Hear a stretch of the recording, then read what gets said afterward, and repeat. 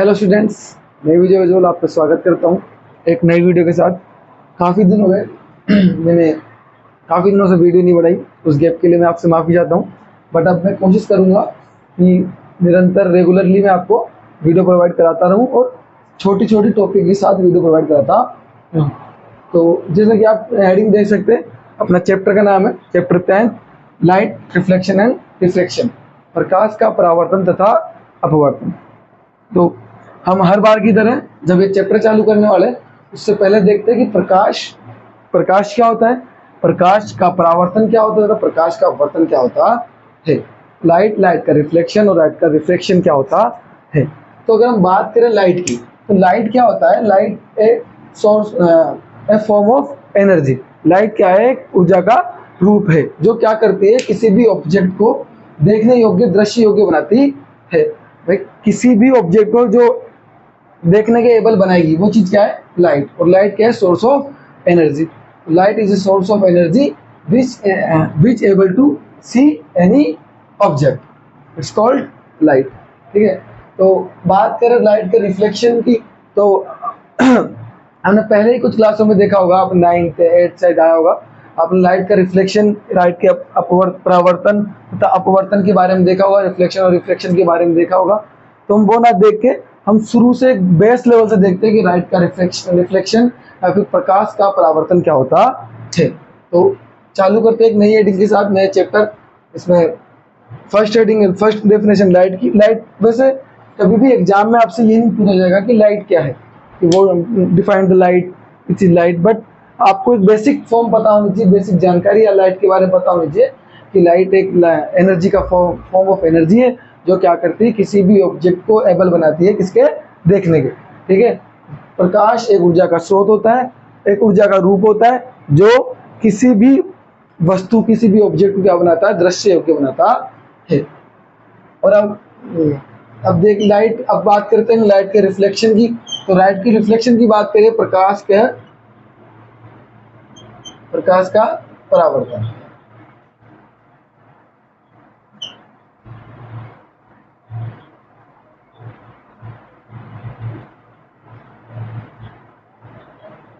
Reflection of light. ठीक है, अगर बात करें हम रिफ्लेक्शन ऑफ लाइट की, तो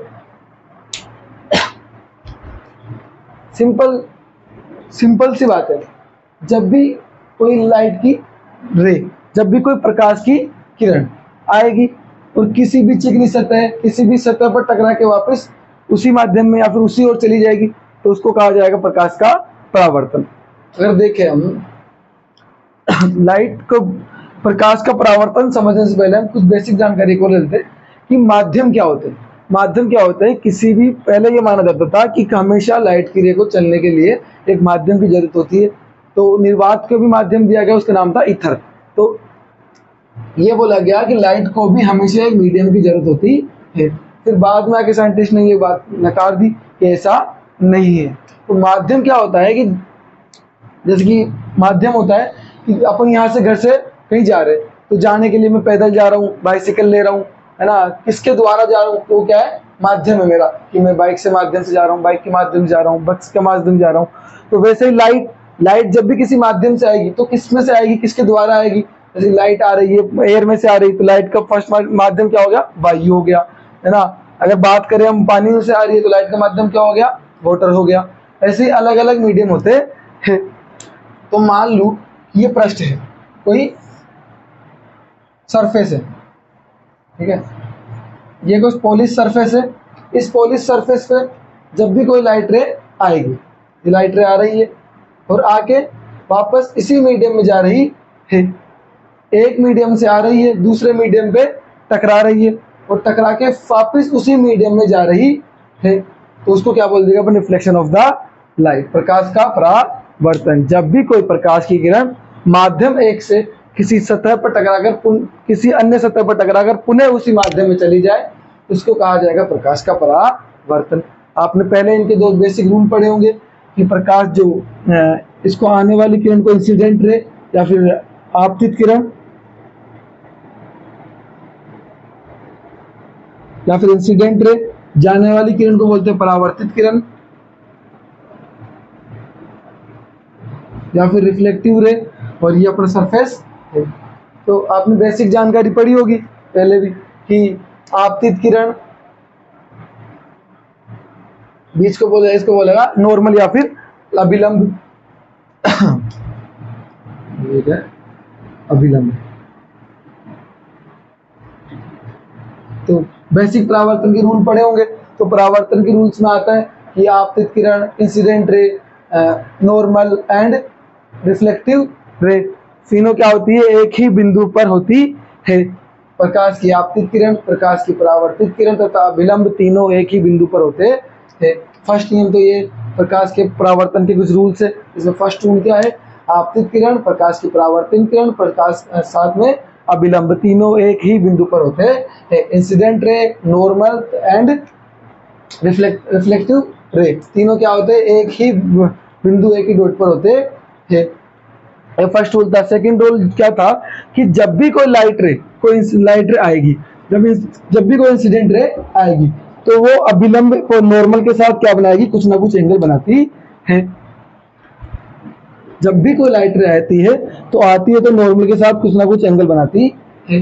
मान लो ये एंगल I1 है। सेम ऐसा ही रिफ्लेक्टिव रे नॉर्मल के साथ कुछ ना कुछ एंगल बनाती है। मान लो ये I2 है। तो हमेशा क्या होगा? I1 is equal to I2 होता है। सेकेंड रूल क्या हो जाएगा? I1 is equal to I2। इसका मीन्स क्या हो गया कि आपतित प्रकाश की किरण का अभिलंब के साथ कोण परावर्तित प्रकाश की किरण के अभिलंब के साथ कोण के बराबर होता है। इंसिडेंट लाइट रे का जो एंगल होता है नॉर्मल के साथ, वो बराबर इक्वल होता है किसके? नॉर्मल तथा रिफ्लेक्टिव लाइट रे के एंगल के। सेकंड दो रूल है।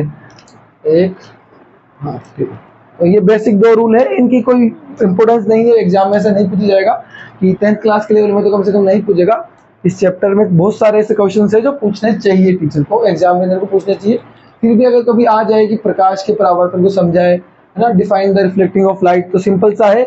जब भी कोई लाइट रे मीडियम फर्स्ट से आती है, कि सरफेस के टकरा के वापस उसी मीडियम में चली जाती है। जब भी कोई प्रकाश की किरण किसी माध्यम से आती है तथा किसी सतह पर टकराकर पुनः उसी माध्यम में लौट जाए, तो इसको कहा जाएगा प्रकाश का परावर्तन। प्रकाश के परावर्तन के नियमों की बात करें तो सिंपल और भी दो चार नियम है, बट सिंपल फर्स्ट रूल क्या है कि जो आपतित किरण है, जो इंसिडेंट रे है, जो नॉर्मल है, जो अभिलंब है, और जो परावर्तित किरण है, जो रिफ्लेक्टिव किरण है, तीनों के तीनों एक ही बिंदु पर होते हैं, एक ही जगह स्थित होते हैं।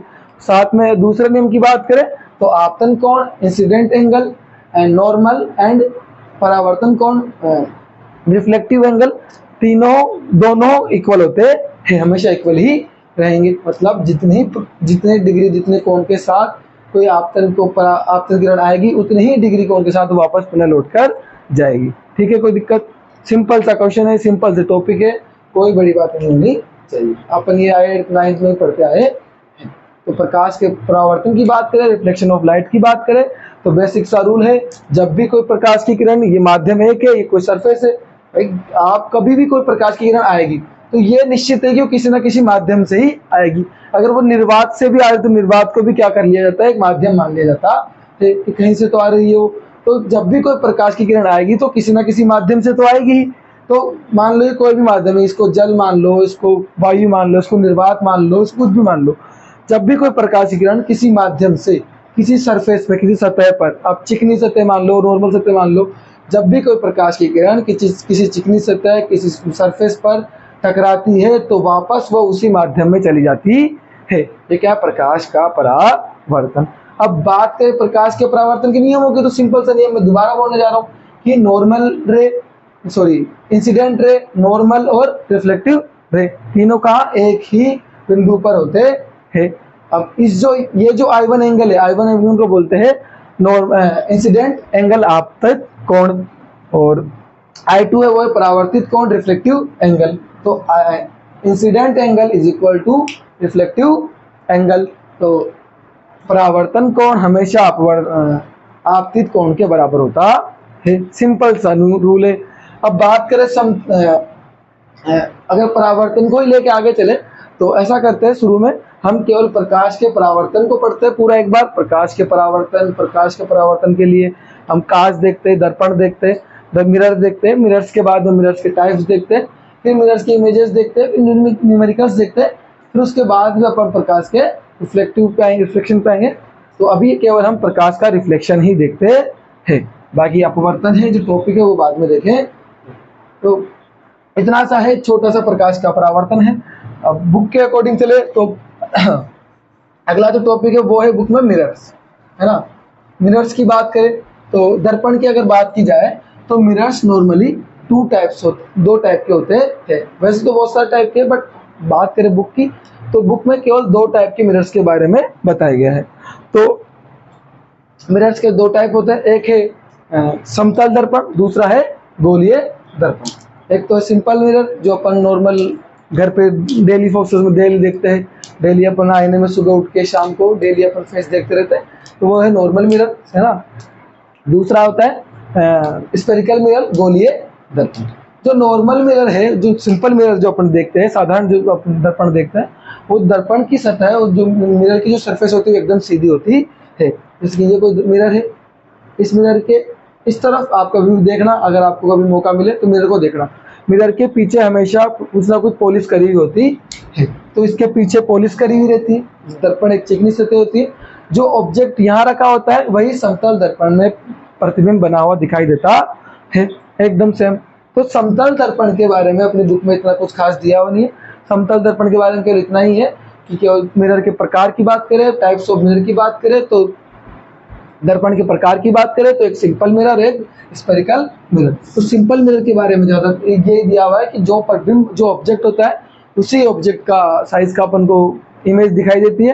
तो आप कहीं भी रखो, किधर भी रखो, एकदम उसी साइज का रहेगा। आगे पीछे जाओगे तो हाइट बढ़ती रहेगी। इसके बारे में बुक में दिया भी नहीं और अपन को पढ़ना भी नहीं है। बुक में जो मेन फोकस किया गया है वो किया गया है स्फेरिकल मिरर के बारे में, गोलीय दर्पण के बारे में। अब बात करते हैं गोलीय दर्पण।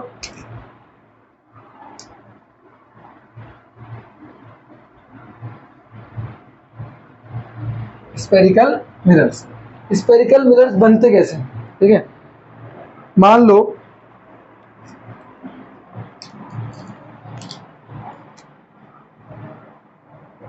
कि कोई एक मिरर है, ये एक मिरर है, ये एक राउंड शेप पूरा के पूरा एक स्फेरिकल मिरर है, पूरा एक स्फेरिकल है, ठीक है। अगर इस स्फेरिकल को मैं तोड़ दूं, ठीक है, ये स्फेरिकल है, अब स्फेरिकल को मैंने तोड़ दिया, तोड़ के बहुत सारे अलग अलग पार्ट्स में डिवाइड कर दिया।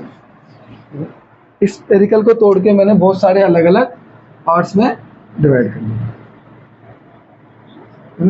अगर मैं इन स्फेरिकल्स के पार्ट्स को पॉलिश कर दूंगा, तो पॉलिश करने के बाद में हर एक स्फेरिकल का पार्ट्स क्या करेगा, एक मिरर की तरह काम करेगा। मान लो ये एक स्फेरिकल का कोई सा पार्ट लेता है, अब 2 पार्ट्स लेके चलते हैं स्फेरिकल के। ये स्फेरिकल है, इसके 2 पार्ट अपन लेके चलते हैं, एक ये पार्ट और एक, ठीक है, 2 पार्ट्स है अपने पास। तो अगर किसी भी स्फेरिकल के, टूटे हुए स्फेरिकल्स के, अगर हम अंदर की साइड पॉलिश करेंगे, ये मान लो अंदर की साइड पॉलिश, अंदर की साइड पॉलिश करेंगे, अगर अंदर की साइड पॉलिश करेंगे तो इमेज कहां दिखाई देगी, इस साइड।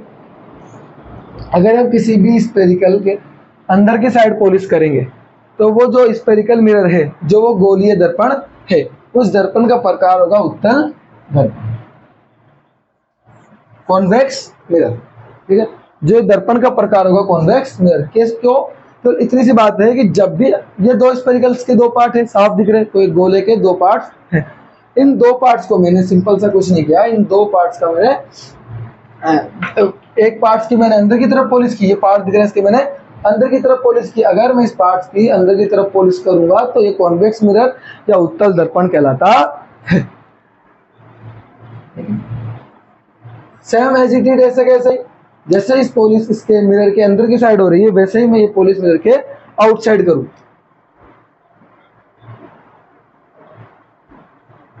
इस स्फेरिकल के आउटसाइड कर दी, ये पॉलिश मैंने आउटसाइड पॉलिश कर दी, ठीक है। अब जैसे ही मैंने ये आउटसाइड पॉलिश की तो ये साफ दिखाई दे रहा है कि इसकी पॉलिश क्या है, आउटसाइड है। अगर आउटसाइड पॉलिश करने पर जिस मिरर का निर्माण होता है, जिस दर्पण का निर्माण होता है, वो मिरर कहलाता है अवतल दर्पण, कॉन्केव मिरर। कौन सा मिरर? Concave mirror. कोई ज्यादा कॉन्सेप्ट वाली बात नहीं है। एक स्पेरिकल था, ये मान लो इसको, ये ऐसा एक स्पेरिकल होगा, इफेक्ट नहीं बन रहा बट कोई, मान लो एक स्पेरिकल था। इस स्पेरिकल के मैंने अंदर की साइड अगर पॉलिश की है, स्पेरिकल के, देखो स्पेरिकल के अंदर की साइड ही हो रहा है पॉलिश, पूरा स्पेरिकल के इसके अंदर की साइड पॉलिश है। अगर किसी स्पेरिकल के मैं अंदर की साइड पॉलिश करूंगा, अंदर की तरफ पॉलिश करूंगा, तो पॉलिश करने के बाद में वो जो दर्पण का निर्माण होगा वो दर्पण कहलाएगा उत्तल दर्पण, convex mirror. Same as it is अगर मैं बाहर की तरफ पॉलिश कर रहा हूँ, देखो ये पूरा का पूरा एक स्पेरिकल एक गोला है, इस गोले के मैं बाहर की तरफ पॉलिश करूँ, अगर मैं इस गोले के बाहर की तरफ पॉलिश करता हूँ तो ये गोला क्या कहलाएगा, ये किसका निर्माण हो जाएगा, हमें क्या मिलेगा, एक उत्तल दर्पण या फिर एक कॉन्केव मिरर। सिंपल सी बात है। तो केवल इतना सा अपन को आज जानना था कि परावर्तन क्या होते हैं। चैप्टर 10 है, चैप्टर 10 का नाम लाइट का रिफ्लेक्शन, रिफ्लेक्शन, प्रकाश का परावर्तन तथा अपवर्तन। परावर्तन क्या होता है, प्रकाश क्या होता है, देखा प्रकाश का एक छोटा सा सिंपल सी फंडा है प्रकाश का, कि एक ऊर्जा का रूप है ना, और क्या करता है, किसी भी ऑब्जेक्ट को क्या बनाता है, विएबल बनाता है, देखने योग्य बनाता है। ठीक है।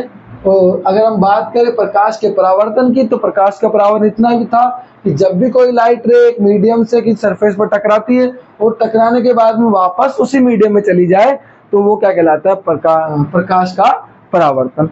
अब प्रकाश का परावर्तन की बात करें और मिरर की बात ना हो जाए तो हो नहीं सकता, क्योंकि मिरर्स क्या होते हैं, परफेक्ट परावर्तन करते हैं। वैसे तो थोड़ा बहुत तो एनर्जी ऑब्जर्व करते ही है, ऐसी कोई दिक्कत नहीं, बट माना जाता ये है कि मिरर्स काफी अच्छे परावर्तन रिफ्लेक्शन करते हैं, परावर्तन करते हैं। ठीक। अब मिरर के परावर्तन की बात करी गई तो मिरर सिंपल मिरर होता है। सिंपल मिरर तो आपने देखा है घर पे, नॉर्मल आप डेली देखते रहते हो, नॉर्मल इमेजें बनती रहती है। पर अपनी बुक में बात की गई वो स्पेरिकल मिरर के बारे में बात की गई है। क्वेश्चन पूछेगा तो स्पेरिकल मिरर से पूछेगा।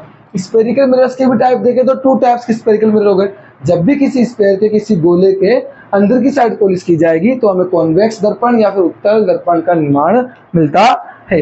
यदि सेम ऐसा कैसा मैं जब भी किसी मिरर के बाहर की तरफ पॉलिश करता हूँ, बाहर की साइड पॉलिश करता हूँ, तो हमें सेम वैसा के वैसा क्या मिलता है, अवतल दर्पण या फिर कॉन्केव मिरर मिलता है। बस इतना सा आज क्लास में जान ले, ये पता लग जाए कि कौन से दर्पण किस प्रकार के होते हैं। कल देखेंगे हम इन्हीं दर्पणों में प्रतिबिंब, इन्हीं दर्पणों के बारे में कुछ बेसिक टर्मिनोलॉजी, मुख्य एक्स मुख्य फोकस। बाकी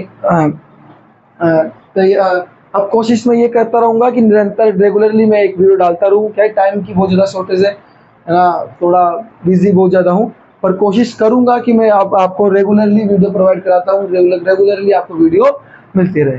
धन्यवाद, आप पूरी क्लास में बने रहे, इसके लिए आपका थैंक यू।